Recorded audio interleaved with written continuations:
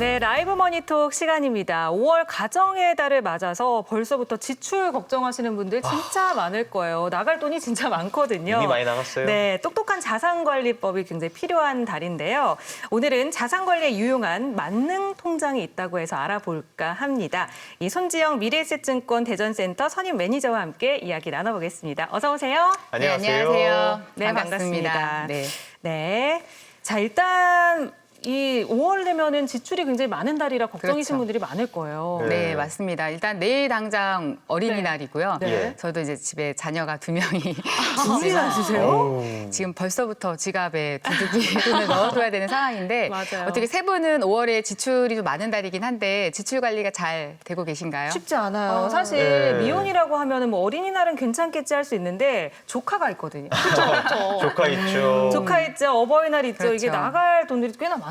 네, 저도 뭐 부모님 용돈도 생각해야 되고 네. 또 여동생이 있는데 아, 여동생. 생일도 있고요. 또 맞아요. 뭐 결혼기념일도 있고 네. 뭐 그렇지 않나요? 맞아요. 5월 달려보면요. 사실 조금 겁이 나요. 정말 챙겨야 될 게 많은데 벌써부터 지출이 걱정이 되거든요. 이렇게 5월처럼 지출이 많은, 이벤트가 많은 달은 어떻게 자산 관리를 해야 될지 좀 겁이 나는데 말씀 좀 부탁드려요. 네. 관리가 될까요? 네. 뭐 관리는 하기 나름이긴 할 네. 텐데요. 이제 지난 시간에 저희가 이제 지출 관리가 굉장히 소득 활동이나 아니면 이제 투자 활동만큼 중요하다는 얘기를 나눴었는데요. 고정 지출과 이제 변동 지출이 있을 때 이제 꼬박꼬박 나가는 고정 지출은 좀 타이트하게 자동이체를 통해서 잘 관리하시고 카드값과 같은 변동 지출은 3개월 동안의 생활비를 쓸 수 있는 비상 예비 자금에서 자동이체가 나가게끔 해서 관리를 좀 잘 하십사 말씀을 드렸습니다. 그리고 5월처럼 이제 목돈이 좀 크게 나가는 달이나 뭐 12월 또는 결혼기념일이 있는 달 이런 달에는 좀 쓸 수 있는 이벤트 자금들을 마련할 필요가 있는데요. 네. 이렇게 지출 관리에 있어서 불규칙적으로 나가는 큰 돈들은 조금 관리를 잘 하실 필요가 있을 것 같아요. 맞습니다.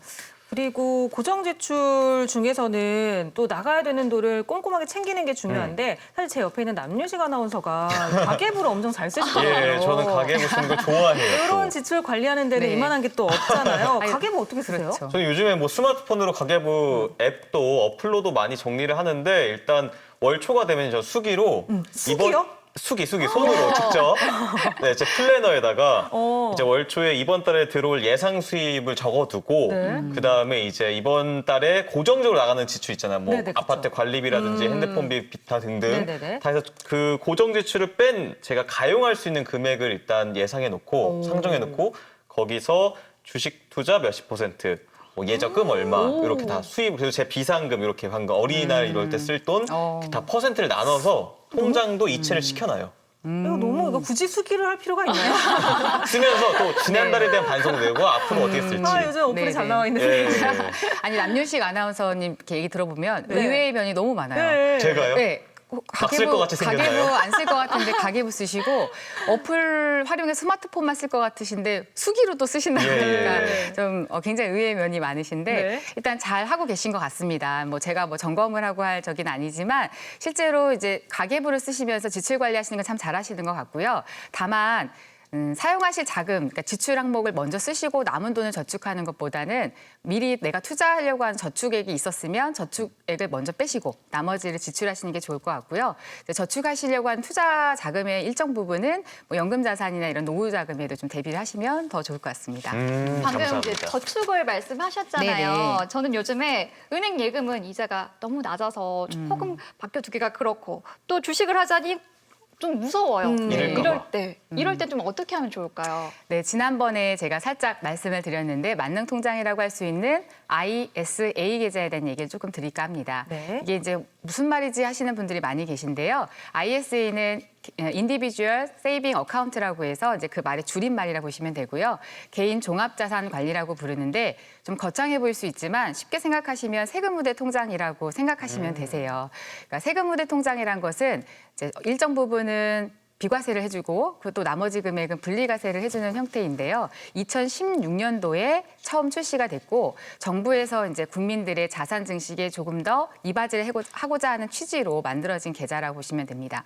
그 안에서 예금이나 주식, 펀드, ETF 등 다양한 상품을 투자할 수 있다는 특징이 있는 아주 똑소리 나는 계좌라고 보실 수 있습니다. 아니 주변에서도 ISA 얘기를 너무 네, 많이 네. 해가지고 네, 익히 그렇죠. 들어서 알고 있었거든요. 근데 중요한 게 이제 세금 혜택이 있다는 게 굉장히 메리트가 있어 보이는 거거든요. 그럼 도대체 어떤 절세 혜택이 있는 건가요? 네, 지금 절세 혜택 얘기해 주셨는데요. ISA 계좌의 가장 큰 좋은 특징입니다. 그러니까 절세라는 게 어디까지냐라고 이제 많이들 물어보시는데 아마 자료 화면이 나갈 겁니다. ISA 계좌 같은 경우 보시는 것처럼 일반적으로 가입하시게 될 때는 200만 원까지는 이익금에 대해서 비과세 혜택을 주고 있습니다. 서민형 ISA 계좌라는 이제 분류값이 있는데 이건 제가 차후에 좀 다음 조금 이따 말씀을 드릴까 네. 하고요. 비과세 혜택이란 건 말 그대로 내가 1,000만 원을 투자했는데 200만 원 수익이 났으면 그 200만 원 수익에 대해 세금을 내지 않는다는 내용이고요. 오. 일반적으로는 15.4% 세금을 내는데 그 세금이 세이브가 된다는 얘기인데 여기서 조금 어려워하시는 게 분리과세예요. 예를 들면 이제 수익 금액이 300만 원이 났다. 그럼 200만 원을 뺀 나머지 100만 원은 세금을 내는데 네. 이 세금을 9.9%라는 세율로 조금 낮춰주고 그럼 세금이 벌써 30% 할인을 받죠. 네. 거기에서 분리과세를 해주기 때문에 다른 금융소득처럼 일정 금액이 좀 넘어가서 2천만 원이 넘어가면 이제 급여소득이나 사업소득하고 종합과세를 해야 되는데 그럴 필요가 전혀 없다라고 보시면 됩니다. 그렇군요. 네네. 그런데 설명해 주신 것처럼 이 절세 혜택에 따라서 일반형, 서민형 이렇게 두 가지로 나뉘는데요. 네. 궁금하실 것 같아요. 가입 조건이 뭐 어떻게 다른 건지, 특징이 그러게요. 어떻게 다른지. 그러니까 이제 실제로 증권사에서도 ISA 계좌를 많이 만들고 계시기 때문에 지점에 많이들 오셔서 물어보세요. 특히 저는 사실 서민형 ISA라는 이름은 조금 바꿨으면 더 좋았을 텐데 뭔가 우대형이나 특별한 느낌을 줄 수 있는 그러게요. 스페셜 ISA 계좌라던가 이제 이렇게 했으면 좋았을 텐데 서민형 하면 조금 이제 기분이 좀 안 좋아지시는 분들도 예, 있는 것 예. 같아요. 근데 구분을 말씀드리면 자료에 나와 있는 것처럼 급여소득자는 5천만 원 이하의 연소득을 갖고 있는 분들 그리고 이제 사업자와 같은 분들은 이제 종합소득이라고 우리가 부르는데 3,500만 원 이하의 소득이 있으신 분들은 서민형 ISA를 가입할 수 있습니다. 여기서 필요 서류를 조금 하나만 말씀을 드리면 신분증 가져가서 저 서민형 해주세요라고 하면 또 안 되잖아요. 이제 그걸 확인할 수 있는 서류가 있어야 되는데 국세청 홈페이지에 들어가시면 이제 홈택스 어플을 들어가실 수도 있고요. ISA 가입 서류가 있는데 ISA 가입용 그 소득증명 확인서를 뗄 수가 있습니다. 거기에 보면 서민형에 V자 체크가 되어 있는 분들은 그 서류로 가입을 하실 수가 있습니다. 네. 그런데요, 말씀 듣고 보니까 저처럼 초보자들은요, 예금이면 예금, 주식이면 주식이지 또 ISA 계좌를 만들어야 되나? 라는 의문도 생기거든요. 네네. 근데 꼭 만들어야 될까요? 멀티가 안 되는 네. 분들에게는 이게 좀 어려워요. 근데 오히려 멀티가 안 되시는 분들한테 더 편한 계좌일 수도 오. 있습니다. 왜냐하면 이제 ISA 계좌라는 게 종합 만능 계좌이기 때문에 안에 다양한 상품을 가입할 수 있어 선택이 어렵다고 하실 수 있지만 반대로 그게 어려운 분들은 일임으로 증권사나 금융회사에 맡길 수도 있어요. 그래서 ISA 계좌 유형에 이제 아까 앞에서 말씀드린 것처럼 세제 혜택에 따라서 서민형과 일반형으로 나뉠 수도 있지만 ISA는 신탁 상품과 같은 금융 상품 또는 레버 카운트처럼 일임으로 이제 운용 상품을 이제 금융회사에 맡기는 형태도 가능하시고요. 그 밖에도 이제 적립식으로 달달이 투자하시려고 하는 분들한테도 뭐 예를 들면 이제 뭐 한 50만 원 정도는 채권이나 예금을 투자하고 또 50만 원 정도는 내가 좀 이제 ETF 지금 자료화면 나오죠. 이제 네. 지수형 ETF도 투자할 수 있기 때문에 ETF를 꼬박꼬박 사시고 또 남는 66만 원 정도 금액은 뭐 주식을 이제 알짜 주식을 사실 수도 있고요. 펀드를 자동 이체를 할 수도 있는데 왜 166만 원이냐면 이 1년에 ISA 계좌에 넣을 수 있는 한도가 2천만 원밖에 안 됩니다. 왜냐하면 세제 혜택을 주고 있기 때문에 정부에서 입금을 무한대로 할 수 있게 하진 않았어요. 그래서 1년에 2천만 원 누적해서 총 1억 원까지만 넣을 수가 있는데 제 손님분들 중에 자녀분들이 이제 직장을 다니고 시작을 하셔 돈을 벌기 시작을 네네. 하시면 월급에 200만 원을 저축하고 싶다 막 이런 분들도 있는데 네. 제가 일단 ISA 계좌부터 먼저 만들어라. 그래서 월 166만 원이면 2천만 원을 모을 수 있다라고 많이 안내를 드리고 있어요. 그래서 이렇게 이제 분산 투자를 하시면서 목돈을 모으는 게 ISA 계좌의 좀 가장 좋은 또 하나의 특징이 될 수 있을 것 같습니다. 그러면 한 해에 이제 한도가 2천만 원인데 네네. 한 번에 2천만 원을 딱 넣어놓고 그렇게 관리를 해도 상관은 없는 건가요? 상관없어요. 그러니까 어. 예를 들면 이제 올해 계좌를 만들러 가시면 이제 입금 한도는 최대한 1억 원으로 뜰 거예요. 하지만 올해 1년에 이제 바로 1억 원을 넣을 수는 없고 말씀하신 것처럼 올해 한도인 최대 한도인 2천만 원을 입금하신 후에 모두 한꺼번에 주식을 사셔도 되고 펀드를 사셔도 되고 정기예금을 사셔도 됩니다. 네.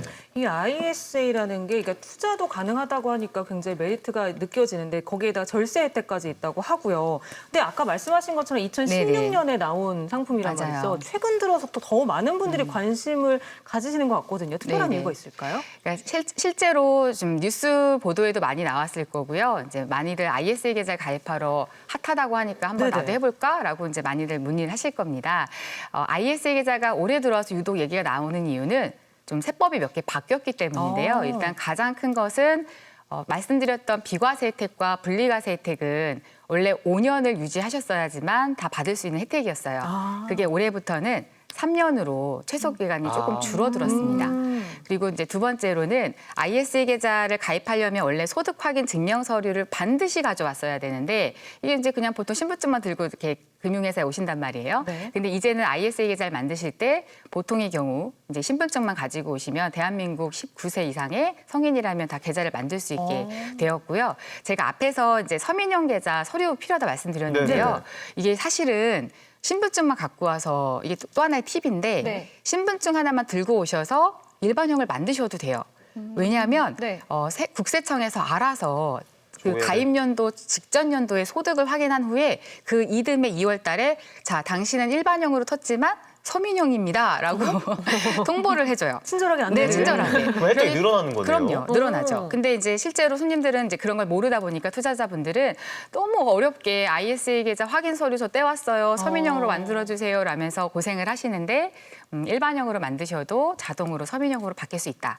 거꾸로 서민형으로 서류를 위조해서 가져오셔도 안 됩니다. 내년도 2월이면 정부가 국세청에서 다 알게 됩니다. 네. 그렇군요. 그리고 또 하나의 특징 하나 더 말씀을 드리자면 올해부터 새로 만들어진 중개형 ISA 계좌라는 게 있어요. 중개형이요? 중개형. 이제 중개가 뭘까 하는데 이제 말 그대로 그냥 브로커 개념의 계좌라고 보시면 되고요. 일반 주식 종합 계좌랑 동일하게 국내 주식 투자가 가능합니다. 네, 그래서 이런 장점 때문에 올해 좀 ISA 계좌를 많이 만들어 오시는 것 같아요.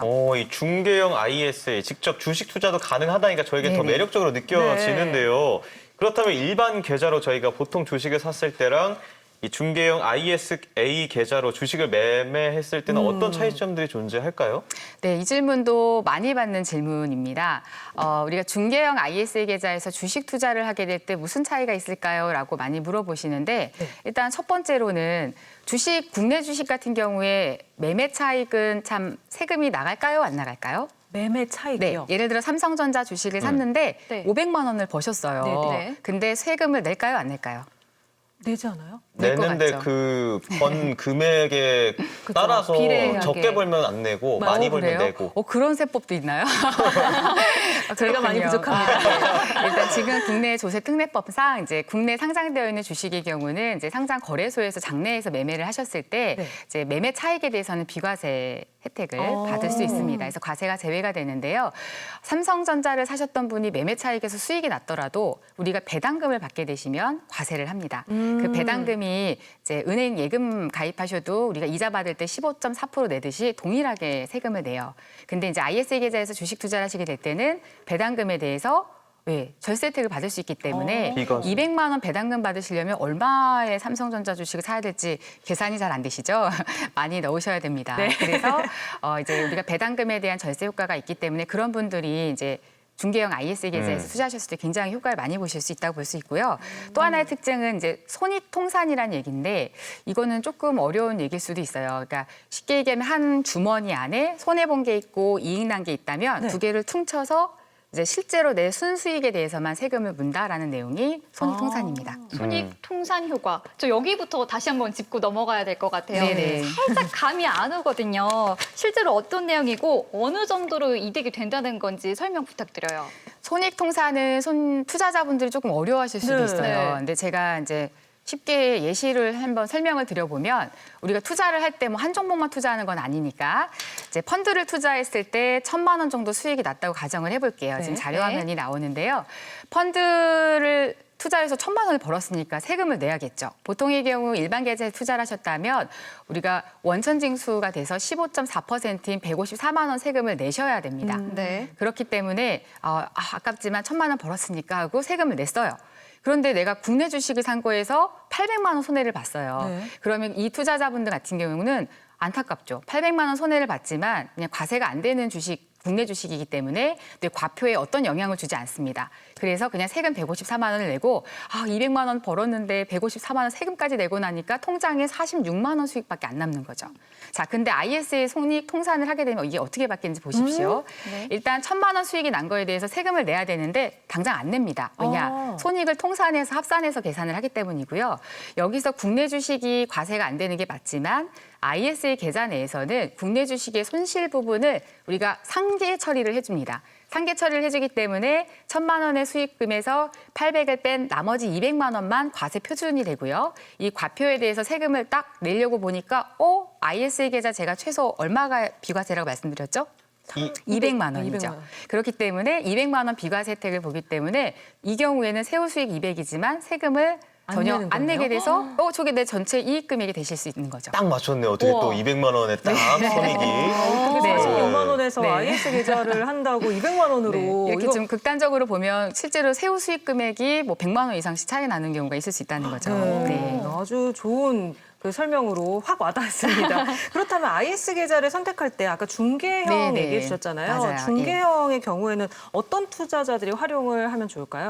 네, 앞서 말씀드린 것처럼 제가 배당금 얘기를 드렸는데요. 주식 투자할 금액이 뭐 100만 원, 200만 원밖에 없는 분들은 ISA 계좌가 그렇게 효과적이지 않을 수도 있어요. 하지만 주식을 투자하시는 규모가 좀 크신 분들은 이왕이면 이 중에서 배당 수익이 좀 많은 주식은 ISA 계좌에서 투자하시는 게 좋아요. 어떤 주식은 1년에 배당 수익률만 한 5에서 7% 정도를 주는 종목도 있습니다. 그러면 이제 배당에 대해서 절세 혜택을 좀 충분히 누릴 수가 있기 때문에 그런 분들한테 좀 추천을 드리고 있고요. 또 하나는 이제 ETF 매매가 있을 수 있는데 저희가 전에 시간에서 ETF에 대한 과세 얘기를 드렸는데요. 국내 상장된 ETF 중에서 세금을 내는 것들이 있어요. 예를 들면 금펀드라던가 아니면 은펀드라던가 원유도 마찬가지고요. 또는 해외 주식인데 국내 상장된 ETF들 같은 경우도 100% 대부분 과세를 하게 되는 경우가 많은데 이 상품을 ISA 계좌에 투자를 하시게 되면 우리가 절세 혜택을 충분히 누리실 수 있기 때문에 좀 조세 효율이 많이 올라간다라고 보실 수 있습니다. 그러니까 늘 배당을 받으면은 몇천 원, 몇만 원이니까 이 세금인지도 몰랐어요. 그냥 뭐 떼가도 뭐 몇십 원이겠거니 이렇게 생각을 했거든요. 네. 근데 좀 전에 저희가 그 의무 가입 기간 말씀하셨잖아요. 그래서 네, 더 네. 많은 관심을 두신다고 하는데 네. 일반 계좌처럼 이제 가입을 했다, 해지했다 뭐 이런 게 좀 불편하면은 좀 꺼려지는 부분들도 계실 것 같아요. 마음대로 그러니까 할 수 있는 거라고 보면 될까요? 자유로운가요? 네, 이제 ISA 계좌 같은 이제 절세 혜택 상품 계좌를 보통 만드시게 될 때 고민하시는 게 인출이 자유로울까? 뭐 이런 걸 많이 네. 물어보세요. 근데 이제 ISA 계좌 같은 경우 일단 말씀을 드리면 해지를 하시고 재가입하는 게 자유롭습니다. 다만 ISA 가입은 제가 19세 성인이면 일반적으로 다 가입할 수 있다 말씀을 드렸지만 안 되는 분들이 있어요. 그분들이 바로 금융소득 종합과세 대상자들입니다.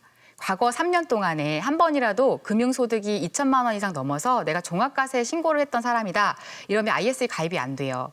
그렇기 때문에 뭐 기간 연장이라던가 뭐 해지 후에 재가입 같은 게 안 되기 때문에 내가 잘 과표 관리를 못해서 작년도에 이제 종합과세되는 금융소득이 2천만 원이 넘어갔다라고 하시는 분들은 안타깝지만 올해 내후년까지 3년간은 ISA 계좌를 만들 수가 없어요. 근데 그런 분들을 제외하고는 언제든지 해지했다 재가입은 가능하시고요. 다만 이제 절세 혜택을 다 보기 위해서는 3년이라는 의무 기간을 좀 유지를 하시는 게 좋은데 이 경우도 방법은 있어요. 왜냐하면 중도 인출이 가능하기 때문에 ISA 계좌에 내가 넣은 지 2년 정도밖에 안 됐는데 4천만 원 넣어놓으신 거에서 수익이 한 300만 원 정도가 난 거예요. 근데 내가 돈이 좀 필요해서 이 중에 한 2천만 원만 빼고 싶은데 어떡하지 할 때 고민하실 필요 없이 전화하셔서 중도 원금에 대한 일정 부분만 인출하겠다라고 하시면 해약 없이 그냥 중도 인출로 돈을 뺄 수가 있기 때문에 좀 편하게 이용하실 수가 있다 보시면 됩니다. 네. 그리고 저는 또 궁금한 게 이 ISA 계좌 다 잘 이용을 했어요. 이 의무 네네. 기간도 채우고 이제 해지를 해서 인출하면 되는데 한 번 찾으면 이제 끝난 거예요. 더 이상 할 수 없어요. 만기가 됐다. 네. 이제 만기 후에 어떻게 되는지 문의하시는 분들 특히 올해 1, 2월에 정말 많았어요. 왜냐하면 네. 2016년도 3월 달에 ISA 계좌가 처음 나왔었는데 제가 그때 둘째가 이제 임신한 만삭이었는데 네. 이제 주변에서 지인들이 ISA 좀 만들어 달라고 해서 많이 만들어 드렸거든요. 근데 그때 그 이후에 5년 정도 경과한 게 올해 1, 2, 3, 4월이에요. 그러니까 3, 4월 달에 나 곧 ISA가 만기가 돌아오는데 이거 상품 다 팔아야 되냐. 안에 들어있는 상품 너무 좋은데 이런 분들도 있고요. 근데 여기서 제가 알려드릴 수 있는 팁은 ISA 계좌는 해지 없이 일단 연장이 됩니다. 연장도 금융기관마다 조금 이제 시스템상 다를 수 있지만 특별히 만기에 대한 제한이 없어요. 왜냐하면 정부에서 언제든지 계속 만들 수 있게 해줬기 때문에 연장이 당연히 가능하시고요. 다만 해지하고 재가입도 가능하시기 때문에 해지하고 재가입하는 게 유리한 분들은 그렇게 하시는 게 좋습니다. 예를 들면 제가 여기서 조금 어려울 수 있는데 퀴즈를 하나 드려볼게요. 네. 제가 ISA 계좌는 해지했다가 언제든지 다 만들 수 있다고 말씀드렸고 비과세 혜택은 최소 200만 원이라고 말씀을 네. 드렸어요. 근데 제가 ISA 계좌가 3년이 넘은 계좌가 있는데 수익 금액이 이미 200만 원이 꽉 찬 거예요. 그럼 저는 만기를 연장하는 게 좋을까요? 아니면 해지했다가 다시 가입하는 게 좋을까요? 정답. 해지 후 재가입. 그렇죠. 왜? 다시 200만 원의 예. 비과세 한도가 살아나니까. 네. 네, 그래서 이제 보통의 경우는 이제 수익 금액이 작으면 상관이 없지만 이제 내가 벌어놓은 수익이 좀 많은 경우에는 여기서 한번 비과세 혜택 보고 다시 재가입하셔서 비과세 한도를 다시 살리는 게 좋고요. 또 하나는 내가 이제 퇴직을 하거나 휴직을 하거나 뭐 육아휴직이 들어가서 급여 소득이 5천만 원 이하로 내려간 것 같아요. 그러면 이제 서민형으로 만들 수가 있다 보니까 이제 그런 분들도 좀 새롭게 만드시는 게 더 유리할 수 있습니다. 네, 알겠습니다. 네. 자, 많은 분들 또 ISA 계좌에 관련해서도 많은 질문 남겨주셨는데 상아 씨부터 한번 시청자 질문 이어가 볼까요? 네. 네, 여행 조아님이 질문을 주셨는데요. 지금 주식을 하고 계십니다. 지금 주식을 하고 있는데요. 주식 계좌에서 ISA로 연동은 안 되나요? 연동? 꼭 계좌를 새로 만들어야 할까요? 라고 질문을 주셨습니다. 네, 정말 이 질문도 많이 하시는데 네. 현물이라고 우리가 불러요. 현금이 아니라 상품이 있는 상태로 옮길 수 네. 있는지 많이 물어보는데 지금 현재는 ISA 계좌 같은 절세 통장은요. 현금으로 재입금만 가능하기 때문에 정리하시고 다시 현금을 ISA 계좌에 넣어서 그 동일한 상품을 그러니까 주식을 매입하시는 방법이 있습니다. 네. 다음으로 쌍쌍바님인데요. 일반 은행에서 개설하는 적금이나 저축 계좌는 은행이나 상품별로 이자율이 다 다르잖아요. 네. ISA도 증권사별로 이율이나 조건이 조금씩 다른 건가요? 오, 궁금하네요. 요거는 이제 투자 상품이 이제 예금하고 투자 상품의 차이가 조금 다르다는 걸 먼저 알고 계셔야 될 것 같은데 이제 증권회사에도 예금을 다루고 있습니다. 그렇기 때문에 예금도 뭐 1.2%부터 1.8%까지 다양하게 저축은행이나 은행별로 예금 상품 다양하게 다 있고요. 다만 이제 증권사마다 뭐 어떤 투자 상품의 조건이 다르다 이런 건 없습니다. 이게 이제 ISA 계좌라는 거를 증권에서 어디에서 만드셔도 내가 똑같은 상품을 가입하면 똑같은 펀드의 보수, 똑같은 정기예금의 이제 이율이 나간다고 보시면 맞을 것 같아요. 그렇군요. 네. 지니님은요. 요즘 투자 방식 중에 리셀 투자, 조각 투자 이런 게 있던데 정확하게 어떤 것인지 궁금합니다. 유의할 점 무엇일까요? 하셨거든요. 네. 일단은 이제 조각 투자, 미니 투자 이런 거는 ISA 계좌에서는 투자가 현재는 안 될 거고요. 이제 그게 가능한 계좌들이 따로 있을 겁니다. 근데 이제 이런 미니 투자나 이제 쪼개져서 투자하는 형태에서 뭐 유의할 사항은 특별히 오히려 없을 수 있을 것 같고요. 목돈으로 투자하시는 경우보다 분할해서 투자하는 경우기 때문에 리스크를 좀 더 줄이고 소액으로 나눠서 분산을 많이 할 수 있다는 장점이 있을 수 있어요. 네. 또 궁금증이 있는데 네. 자녀 이름으로 네. ISA 계좌를 개설하는 거 가능한가요? 여기서 제가 앞에 또 잘 기억하고 계신지 여쭤볼게요. 제가 몇 살 이상이 ISA 계좌를 만들 수 있다고 했을까요? 19세. 네, 그러니까 이제 19세 이상이다 보니까 이제 미성년 자녀 만들기가 어렵고요. 네네. 다만 이제 15세 이상인 청소년들 중에 소득 활동을 하는 좀 경우가 있어요. 근데 이런 분들은 조건에 따라 가입할 수가 있습니다. 네. 네. 그리고 제가 또 하나 질문을 드릴게요. ISA 계좌는 증권사에 방문을 해서 꼭 만들어야 되나요? 그러게요. 그렇지 않습니다. 온라인으로? 예, 저희가 이제 주식계좌, 그러니까 특히 뭐 중개형 ISA 계좌 같은 경우는 일반 종합계좌랑 거의 동일하기 때문에 주식계좌 비대면으로 만들 수 있는 거 아시죠? 네네. 지금 말씀 몇 번 드렸죠? 중개형 ISA 같은 경우도 내 신분증 촬영해서 어플로 비대면으로 다 만들 수 있습니다. 네, 저희 열정적인 질문을 다 잘 설명해 주셔서 정말 감사드리고요. 저희가 댓글 소개해드린 분에게는 선물 보내드리니까요. 샵 2975번입니다. 짧은 문자 50원, 긴 문자 100원의 정보 이용료 부과되는 이 번호로 주소와 연락처 남겨주시면 되겠습니다. 네, 소개되신 분들 샵 2975번으로 주소와 연락처 꼭 남겨주시기 바랍니다. 네, 지금까지 라이브 머니톡 미래에셋증권 대전센터 손지영 매니저와 함께 이야기 나눠봤습니다. 오늘 말씀 고맙습니다. 네, 고맙습니다. 고맙습니다.